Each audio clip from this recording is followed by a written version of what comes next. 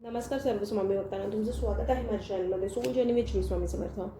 सगळ्यात पहिला आणि महत्त्वपूर्ण स्वामींचा संदेश हाच आहे की जर तुम्हाला कुठलीही अशी कामं तुमची करायची आहेत, पेंडिंग कामं आहेत किंवा कुठलेही असे निर्णय घ्यायचे आहेत तुमच्या आयुष्यात, तर ते निर्णय तुम्हाला घ्यायचे आहेत कारण की ते योग्य असणार आहेत. तुम्हाला ॲक्शन घ्यायचं आहे.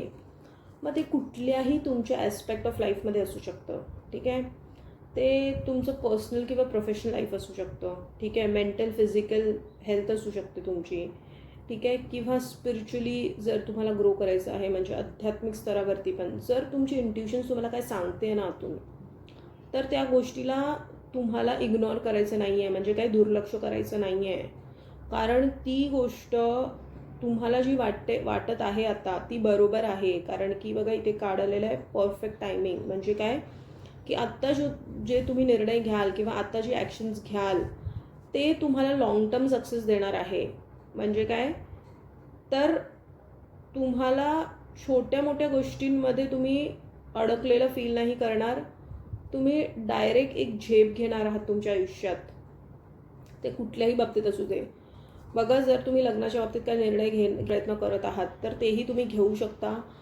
कारण शेवटी तेही एक तुमचं नवीन टर्निंग पॉईंट तुमच्या लाईफमध्ये होऊन जातो. तुमची लाईफ 360 डिग्री चेंज होऊन जातं. तर तेही तुम्हाला जर काही निर्णय घ्यायचा आहे, तुमचं इंट्युशन्स तुम्हाला ते क्लिअरली सांगत आहे. जर नाही सांगत आहे ती गोष्ट नाही करायची. जर क्लिअरली तुम्हाला सांगत आहे आणि तुम्हाला सगळी गोष्ट स्पष्ट कळत आहे तर त्यावरती ॲक्शन्स घ्यायचे आहेत. कारण की हा परफेक्ट टायमिंग आहे त्या गोष्टीचा.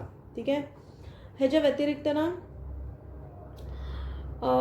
मागच्या खूप साऱ्या महिन्यांपासून किंवा वर्षांपासून आहे ना, तुम्ही जे आतमध्ये खूप सारं सोसलं आहे किंवा असे खूप साऱ्या गोष्टी तुम्ही दडपणाखाली जगला आहात किंवा काही काही गोष्टी तुम्ही दाबून ठेवल्या आहात, त्या सगळ्या तुम्हाला तुम्ही स्वामींसमोर व्यक्त व्हायचं आहे. तुम्हाला तुमच्या मनात नेहमी यायचं तुम्ही कोणाला सांगू, कोणासमोर व्यक्त होऊ, किंवा कोण ऐकून घेईल, किंवा कोण या परिस्थितीमधून मला समजेल, ह्या प्रश्न जे तुम्हाला पडतात ना, तर स्वामी तुम्हाला हेच सांगत आहेत की तुम्हाला त्यांच्यासमोर मनमोकळं व्हायचं आहे. तर काय, त्यांच्याशी हितगुज करायचं आहे.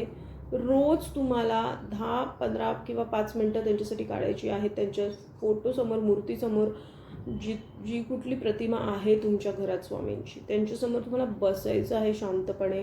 कुठलाही विचार न आणता तुमच्या आयुष्यात काय चाललंय काय नाही हे सगळं स्वामींना माहिती आहे. त्यामुळे कुठलाही इतर विचार न आणता त्यांच्यासमोर 5-10 मिनटं बसायचं आहे. तुम्ही त्यांना मानता.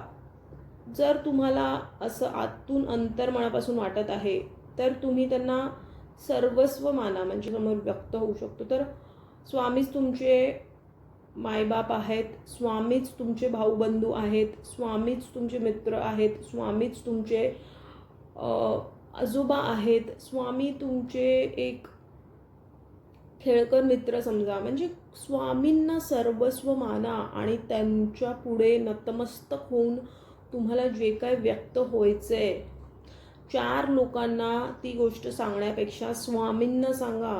स्वामी तुमच्यासोबत आहेत ना, तुम्हाला दुसऱ्यांसमोर व्यक्त व्हायची काही गरजच नाही आहे. ती वेळच स्वामी तुमच्यासमोर येऊन नाही देणार. म्हणून तुम्हाला स्वामींना सांगत आहेत की इतरांसमोर व्यक्त होण्यापेक्षा स्वामींसमोर व्यक्त व्हा.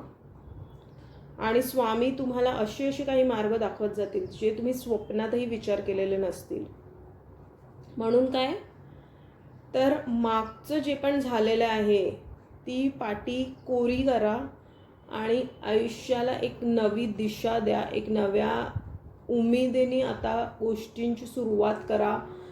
किंवा मग जर तुम्ही करत पण असाल तर त्यामध्ये शंका कुशंका आणू नका.